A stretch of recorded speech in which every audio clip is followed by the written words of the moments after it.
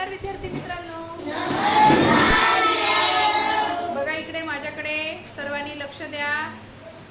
बघा आपल्याला मराठीतलं वाक्य इंग्लिश मध्ये कसं करायचं म्हणजे झटपट इंग्लिश आपण शिकणार आहोत.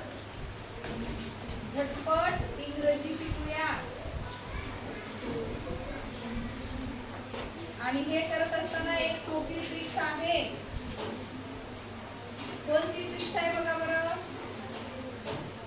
ती मी तुम्हाला सांगणार आहे. बघा वाक्य बघू. हे एक पुस्तक आहे. वाक्य काय? हे पुस्तक आहे. बघा या वाक्यामध्ये तुम्हाला कर्ता, कर्म आणि क्रियापद दिसेल, बरोबर. पण मराठीतलं वाक्य इंग्लिश मध्ये करत असताना कर्ता त्याच्यानंतर काही क्रियापदी आणि कर्म शेवटीच आहे. बघा हे आहे कर्ता, कर्म, क्रियापद. त्याला आपण 1, 2, 3 असं नाव दिलं. तर इंग्लिश मध्ये करत असताना 1, 3, 2 लक्ष दे. 1 म्हणजे कर्ता, 3 म्हणजे क्रियापद आणि 2 म्हणजे कर्म. बघा आता पहिला शब्द सांगा. सांगा पटपट. हे, हा, ही, हे. दिस इज अ जॉब. दिस. पहिला शब्द दिस. दिस लक्षात ठेवा जरा. दिस. दिसचा अर्थ होतो हा, ही, हे. हे आहे ना. दिस इज. एक लांब पुस्तकाला शब्द काय झालं रे? This is a book. समजलं? किती झटपट केलं आपण. पुढचं वाक्य आहे तो माझा बॅग आहे. बघा तो माझा बॅग. लक्ष द्या जरा सर्वांनी. तो माझा बॅग आहे. नंतर लिहून घ्यायचं झाल्यावर. कोण सांगते वाक्य? कोण सांगते? तो माझा बॅग आहे. लवकर सांगा. सांग राधिका. Very good. टाळ्या वाजवा राधिकासाठी. बघा तोला शब्द काय आला? बॅग आहे ना. इज. Bag is. माझा माय आणि बॅगला बॅग. किती सोपं आहे रे.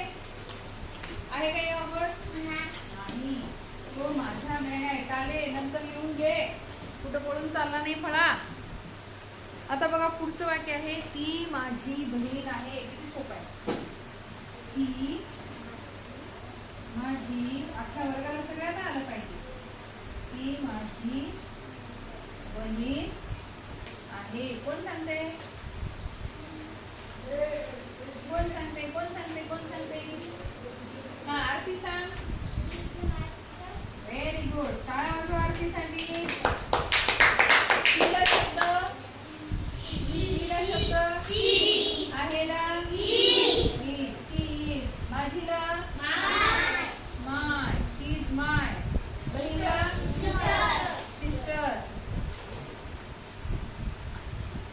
आलं लक्षात? पुढचं वाक्य बघा. मला तुझी आठवण येते. इथे लिहू. इथे लिहूया. मला तुझी आठवण येते. मला तुझी आठवण येते.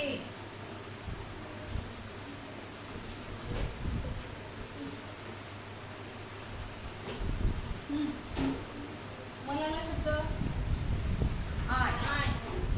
काही आठवण येणेला शब्द आठवण येणे. इंग्लिश मधला शब्द miss you. Miss. MISS. Miss. Miss म्हणजे आठवण येणे. तुझी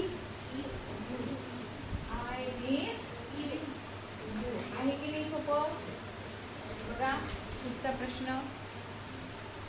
मी इंग्रजी शिकत आहे. मी इंग्रजी शिकत आहे. बघा शिकण्याची क्रिया चालू आहे. कोणत्या काळातलं वाक्य रे? चालू वर्तमान काळ. मी इंग्रजी शिकत आहे. शिकण्याची क्रिया चालूच आहे. शिकण्याची क्रिया चालूच असल्यावर काय लावायचं?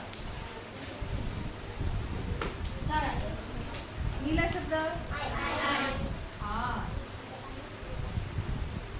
शिकण्याला शब्द आहेला शब्द आहेला सांगा. I am. शिकण्याला शब्द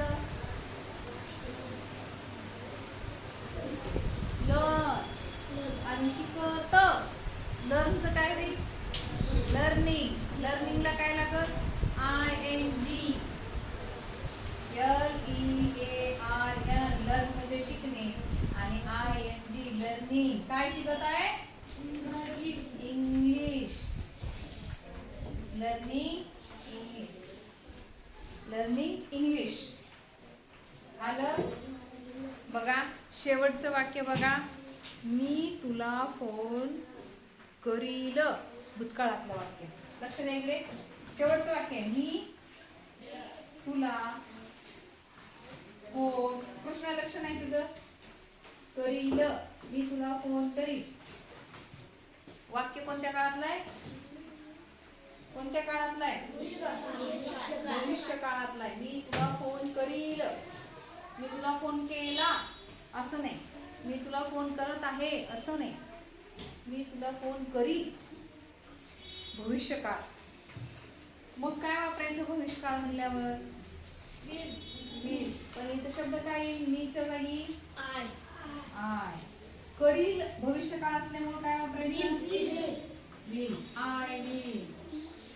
फोनला शब्द यू कॉल. कॉल. फोनला शब्द कॉल आणि तुला शब्द आय विल कॉल यू. बघा लक्षात आलं? आता बघा मी मराठीत वाचणार, तुम्ही इंग्लिश मध्ये वाचायचं. हे एक पुस्तक आहे.